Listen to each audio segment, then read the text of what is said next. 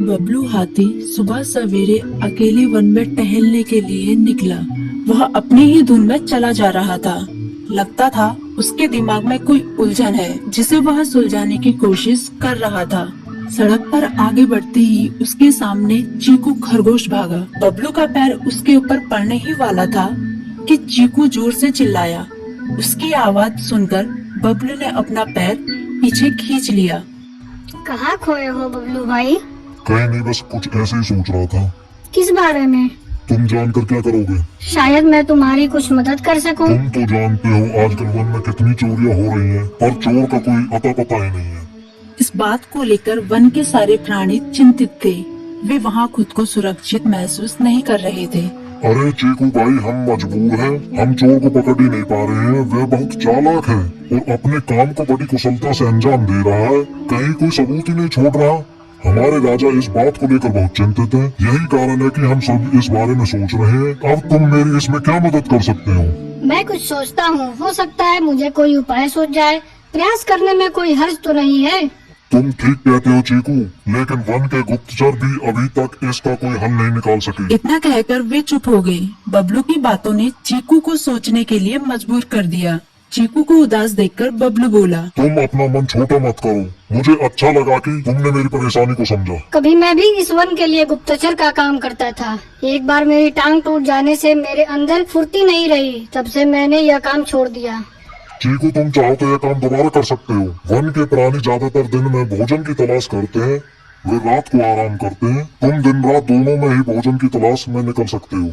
हो सकता है रात को तुम्हें कुछ ऐसी बातों का पता चल जाए जो हमारे काम की हो।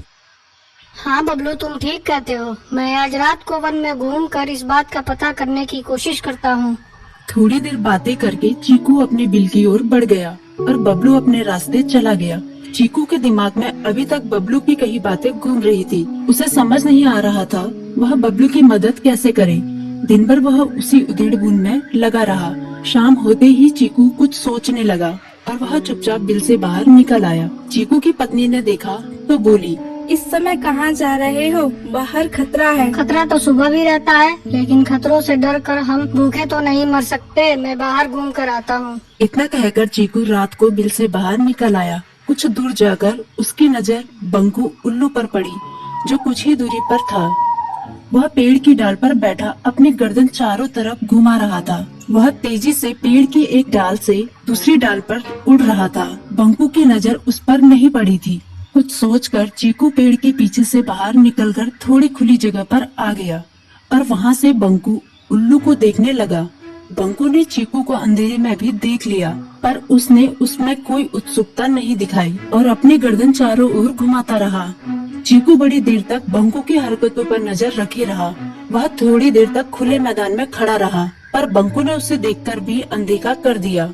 उसने महसूस किया कि बंकू के आसपास चमकू चमगादड़ भी मंडरा रहा था। कुछ देर वन में घूमने के बाद चीकू अपने बिल में लौट आया और सुबह होने का इंतजार करने लगा। अगली सुबह बबलू उसी रास्ते में जा रहा था। रास्ते में चीकू उसका इंतजार कर रहा था। आज बड़ी जल्दी आ गए बबलू। हाँ, आजकल मुझे चिंता की वजह से नींद नहीं आती।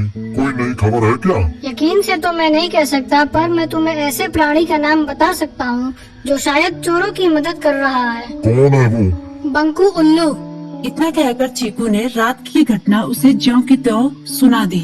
इसे सुनकर बबलू का माथा ठनका। बबलू की आंखें चौंधिया गई। तुम ठीक कह रहे हो। मुझे आज रात बंकू और चमकू पर नजर रखनी होगी। इतना कहकर वे दोनों अपने अपने रास्ते चले गए। बबलू रात को अपने साथियों के साथ बंकू पर नजर गड़ाए रहा। उसकी संदिग्ध गतिविधियों को देखकर बबलू ने उसे उसके साथियों चंकी और संकी लोमड़ के साथ पकड़ लिया। बबलू ने सख्ती से पूछताछ करनी शुरू कर दी। तुम इस समय बंकू चमकू के साथ क्या कर रहे हो? हम चारों दोस्त हैं, इसलिए साथ बैठकर बातें कर रहे हैं। चमगादड़ और उल्लू की दोस्ती तो समझ में आती है, पर लोमड़ के साथ दोस्ती कैसे हो सकती है? सख्ती से पूछने पर दोनों ने अपना जुर्म कबूल कर लिया और सभी चोरियों के बारे में बताया जो उन्होंने कुछ दिन पहले वन में की थी। बबलू ने उनके चोरी का सारा सामान भी बरामद कर लिया। बंकू और चमकू को अभी तक समझ में नहीं आ रहा था कि वो इतनी आसानी से कैसे पकड़ में आ गई।